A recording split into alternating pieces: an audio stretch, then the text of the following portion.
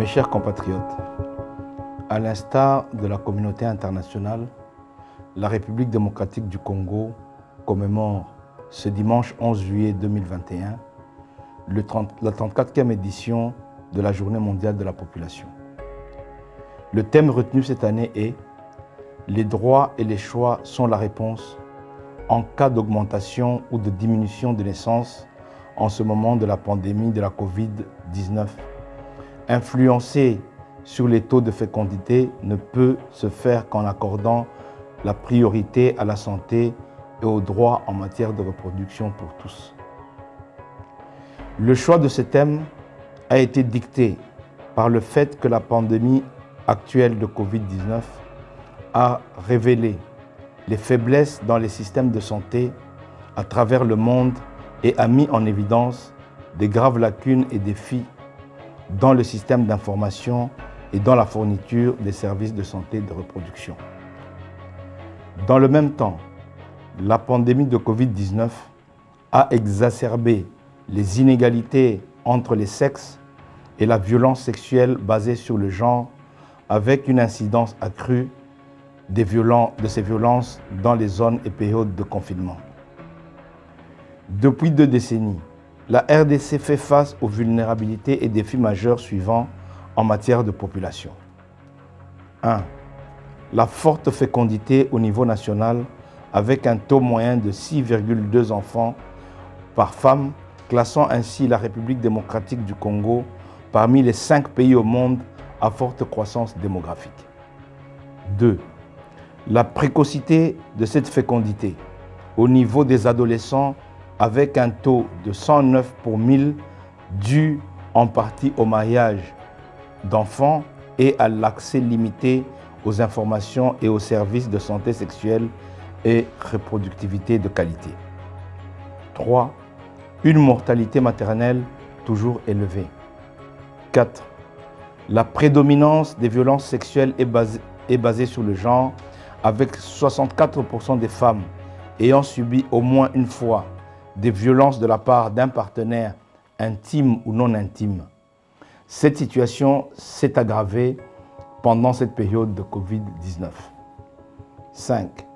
L'absence de données fiables pour la planification du développement, dont le dernier recensement général de la population et de l'habitat remonte à 1984, ce qui rend encore plus difficile l'amélioration des connaissances sur le profil socio-démographique du pays. Mes chers compatriotes, la République démocratique du Congo a connu une baisse sensible de sa croissance et une détérioration profonde de ses équilibres macroéconomiques durant l'année 2020 et reste à ce jour dans une situation précaire.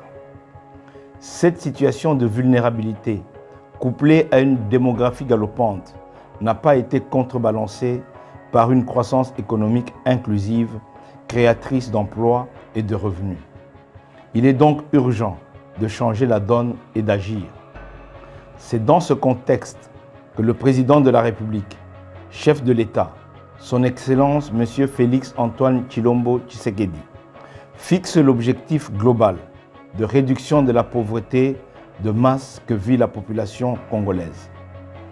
Dans le but de matérialiser cette vision, d'amortir le choc et de préparer avec sérénité la reprise, puis la relance de l'économie nationale, le gouvernement de la République a pris des mesures d'ajustement et a défini dans son programme d'action les modalités de mise en œuvre des politiques publiques en faveur de la population. Chers compatriotes, la célébration de la Journée mondiale de la population revêt un intérêt particulier pour la République démocratique du Congo qui fait face aux défis majeurs que je viens d'évoquer.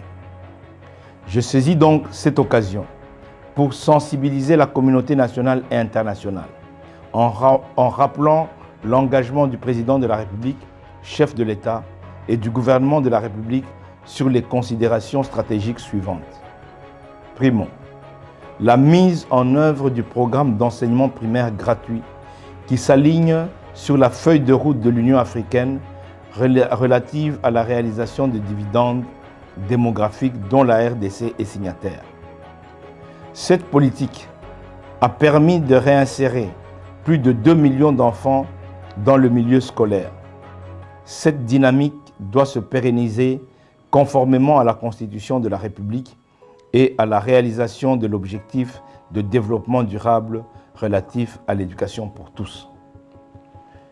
Secondo, conformément à la Constitution de la République démocratique du Congo qui garantit le droit à la santé, considéré comme l'un des droits fondamentaux de l'homme, le gouvernement de la République a développé le plan stratégique national pour la couverture santé universelle et a mis en place le Conseil national pour la couverture santé universelle comme cadre de concertation, d'orientation et de suivi de tous les services ayant trait à cette couverture santé universelle. Cette option devrait permettre de réduire sensiblement la mortalité de la population, en particulier celle des femmes et des enfants. Tertio. En ce qui concerne la lutte contre la pauvreté et la faim, avec un rythme de croissance annuel moyen de la population de 3,3%, les efforts du gouvernement pour lutter efficacement contre la pauvreté et éradiquer la faim à l'horizon 2030 peuvent être hypothéqués. À cet effet, le gouvernement de la République s'est engagé à mettre en œuvre un programme efficace de lutte contre la faim et la réduction de la pauvreté. Quarto, le lancement par le président de la République de la campagne nationale pour la tolérance zéro contre la violence sexuelle et basée sur le genre, y compris les questions de prévention contre les abus sexuels, marque l'engagement du pays à éradiquer ce fléau qui ôte la dignité humaine aux femmes et jeunes filles victimes. Quinto, la poursuite des réformes pour la capture de la dividende démographique, notamment par la promotion des investissements en faveur de la planification familiale, s'avère une priorité pour le gouvernement. L'engagement ferme du gouvernement de la République démocratique du Congo de financer la réalisation du deuxième recensement général de la population et de l'habitat qui permettra au pays d'obtenir des données fiables pour la planification du développement et l'amélioration des connaissances sur les caractéristiques socio-démographiques et économiques en vue de promouvoir une prospérité partagée. Mes chers compatriotes, cette journée mondiale de la population est aussi l'occasion pour nous d'exprimer à tous les partenaires techniques et financiers, et plus particulièrement au Fonds des Nations Unies pour la population, sa gratitude pour l'appui constant dans la prise en compte des besoins des femmes et des jeunes. Pour atteindre les objectifs de développement durable à l'horizon 2030, il est indispensable de renforcer notre engagement collectif pour la protection et le respect des droits pour tous, conformément à notre législation, et réaliser ensemble le programme d'action de la Conférence internationale sur la population et le développement. Je sais que nous pouvons y arriver et nous devons y arriver. Que vive la Journée mondiale de la population 2021, que vive la République démocratique du Congo. Je vous remercie.